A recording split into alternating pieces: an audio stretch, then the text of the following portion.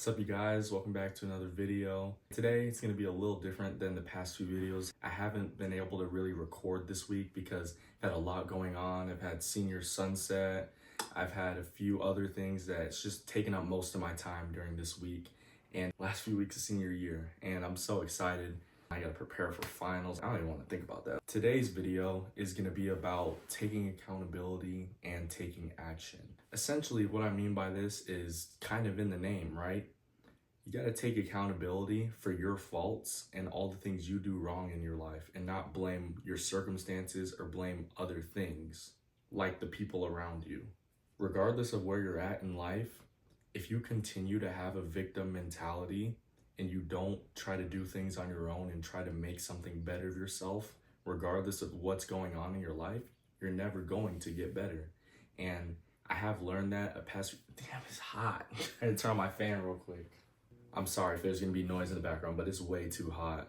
I've been a victim to this many times, and at times I still don't even do it now. It's a very bad habit to always blame something else instead of taking accountability for your actions. For say, don't get out of bed and get my stuff done in a day.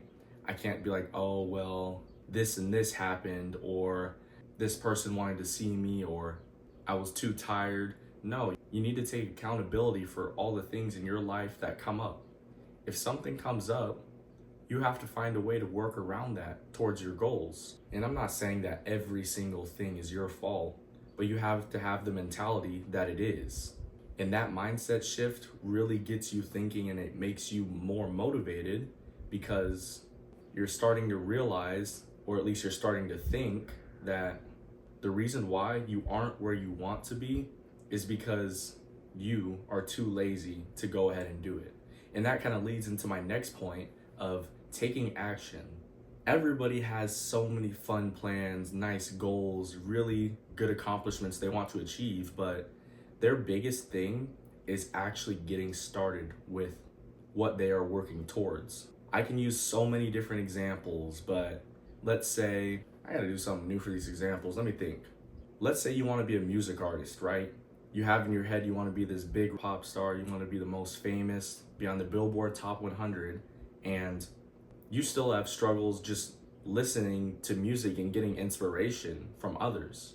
Or you're struggling sitting down and thinking about some lyrics or thinking about posting your songs and your snippets. That's what's going to hold you back from actually becoming what you want to become. Because you never know until you actually try. There's a chance that you don't become that huge pop star or that big rock star that you think you're going to be. But if you don't actually start and you wait for the perfect time, it'll actually never become true. Another example would be a career that you have in mind. Say right now you're stuck at your minimum wage job that you don't like and you've been wanting to leave, and there's something that you would love to do, but you're too scared to take action and try to apply for a job or try to get into a place of higher learning so that you can actually get to that job. All of that needs to go away, and you just need to let it go and tell yourself that I need to do what I know I need to do. Because the truth is, you can watch a million self-help videos and you can read all these books, but until you actually do it, you won't see any progress. And that was my biggest problem for the past couple of years, is that I would watch all these videos, I'd get super motivated to do it, and then when it came to it, I would just give up, to be honest. I'd be like, oh no, this seems like too much. You've probably heard or seen before the Atomic Habits 1% rule. And that is, if you get 1% better every day of the year, you'll be 37 times better than you were at the beginning of the year. Think about that. 1% better every day. By the end of the year, you'll be 37 times better. And think about how little 1% is each day. That could be maybe reading for that 5 extra minutes that you feel too tired to do, or studying even when you're feeling like you want to do something else. But that 1%, that trying the little extra each and every day to get better, is what's going to propel you forward. And I don't know about you, but 37 times better that's good. That's a good deal, right? And again, you won't know unless you try. You could end up falling in love with what you're doing more than you were before, and you might not even get 1% better a day. you might get 2 or 3% because you love doing it so much. And you can do the math yourself. I'm not going to do all that, but think of how much better you'll be by the end of the year if you just end up sticking with what you said you were going to do. Another thing about taking action is a lot of us love to procrastinate. And that's why this step of taking action is the hardest part in what we're doing. I guarantee if you sit down, tell yourself you're gonna do something for 5 minutes, you'll most likely keep on sticking with it because you realize that it's really not that bad. It's just the hump of getting started doing it. When you're physically in the moment and in the process of going towards your goals, that's when you feel the best. That's when you feel the most motivated, not before. And then after, you'll feel so much better. You'll be like, oh, I just spent 30 minutes learning Spanish. I just spent 30 minutes learning how to edit, learning how to code. You're gonna feel super accomplished. And that's when you can go and do those things you wanted to do more.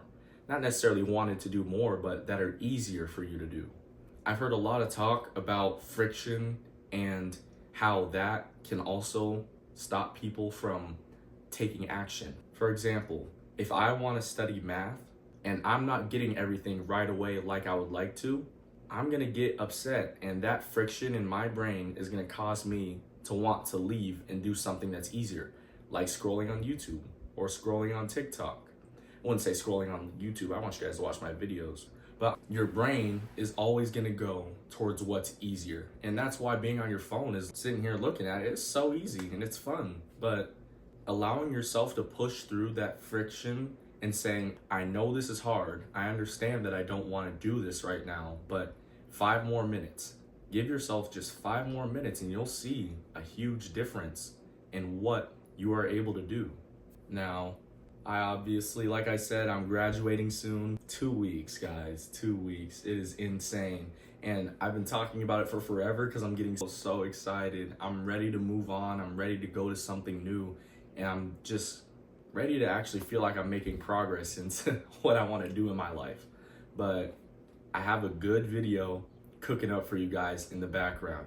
And it's going to take me a while, but I'm going to be moving on and doing my best to get better each and every day, right? 1%, like I was just saying. And before I end this video, I just want to tell you, you can apply this to everything, not just your learning, but anything you can really think of. So I just wanted to leave you guys off with that. And if you watched till the end, I really appreciate you, and I hope to see you guys next week.